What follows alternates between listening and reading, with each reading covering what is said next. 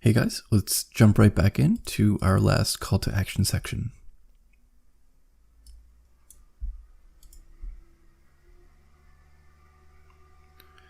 So you can see we're making our way down this long list of sections, and we're currently on the K, call to action blocks. And we've already looked at the top three. Now let's look at this product video with call to action.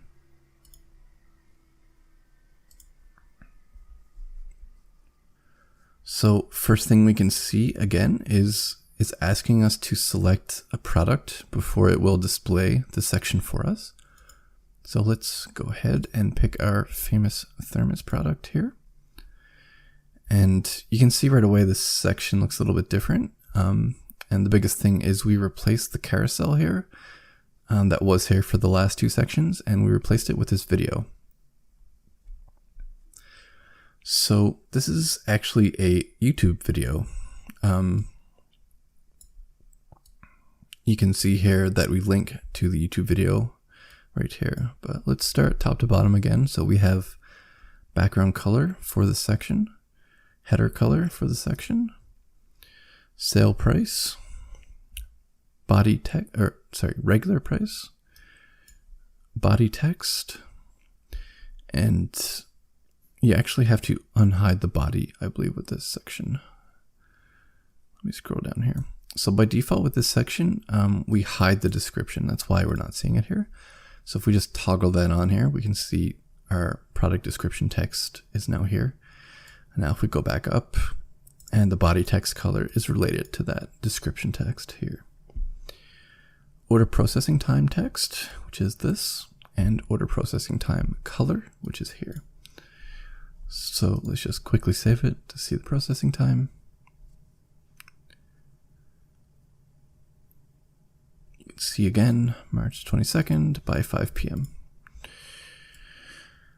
Okay, let's move on to the video. So any YouTube video you can put here essentially. And the way you do it is you have to copy and paste the ID, which is located at the end of the YouTube video URL. So just as an example, let's jump over to one of Alex's videos, and I'll just copy the URL there for you guys, and I'll paste it, the full URL here. And you can see that doesn't work if we do that. What we have to do is remove this first part here. So I'll do that again. So all that's left is after the equal sign right here. So if we get rid of that, then we can see the YouTube video uploads right there. Here's the video width. So we can change the width of the video.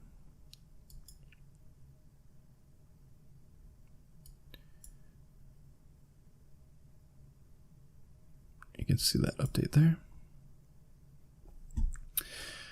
Next, we have the option to add a border around our video. So this is good if you want to call extra attention to your video.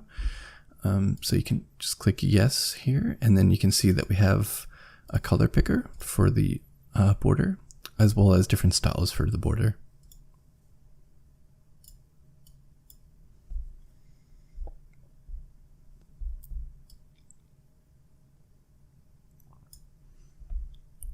Next up, we have the Facebook Likes widget. So we're actually showing that we're showing the widget right now because show Facebook Likes widget, we have selected yes. But the Facebook widget is a little unique in the way that the code works is to see it within the editor, we actually need to click save here before it'll show up. It's actually similar to this fulfillment time estimate here. And again, that just has to do with the way the code works behind the scenes. And this is only the case, obviously, in the editor. In the live page, this will show up by default, of course, as soon as you reload the page, or as soon as you open the page for the first time. So in the Facebook Likes widget, you input the URL for your Facebook page here.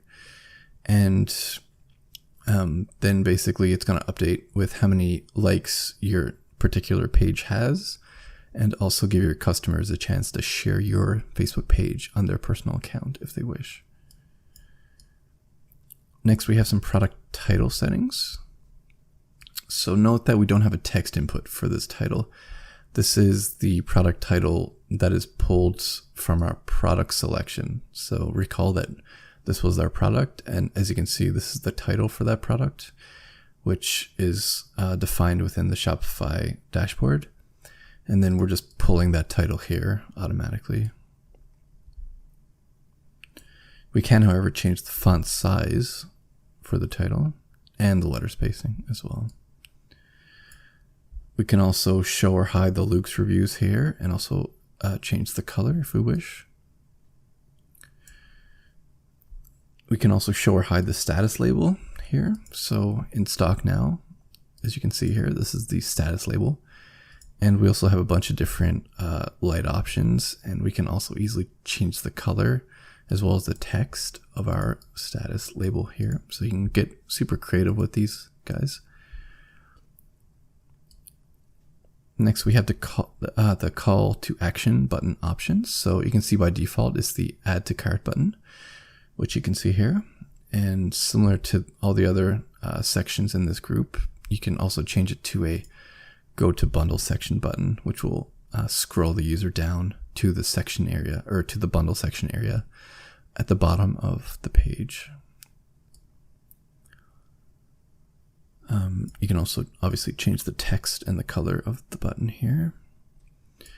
Next, we have the product description text. So as you recall, this was actually off by default, but once you turn on the description, it will appear here, and then you can input custom text for your description right here. Next, we have the font size, letter spacing, and line height for our description. Then we have the shipment processing time settings. So again, let's do a quick save so the shipment processing time refreshes within the editor.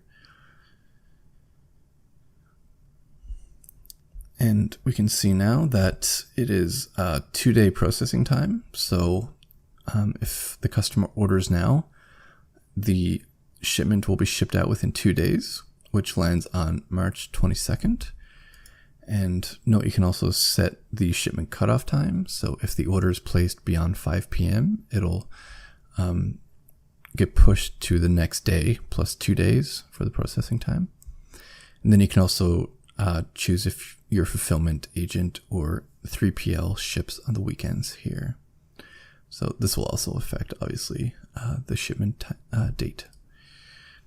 Lastly, we have the trust badge again. You can choose which trust badge you'd like from this list of standard trust badges we have uploaded. And you can also upload a custom trust badge image if you'd like. I'll upload that as an example. You can also change the size of the trust badge here,